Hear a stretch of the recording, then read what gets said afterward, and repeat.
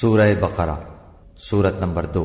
شیطان تمہیں تنگ دستی کا خوف دلاتا اور بے حیائی کے کام کرنے کو کہتا ہے، اور اللہ تم سے اپنی بخشش اور رحمت کا وعدہ کرتا ہے، اور اللہ کشائش والا ہے، سب کچھ جاننے والا ہے۔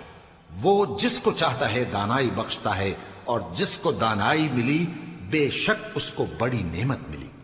اور نصیحت تو وہی لوگ قبول کرتے ہیں جو عقل مند ہیں، اور تم اللہ کی راہ میں جس طرح کا خرچ کرو یا کوئی نذر مانو اللہ اس کو جانتا ہے، اور ظالموں کا کوئی مددگار نہ ہوگا۔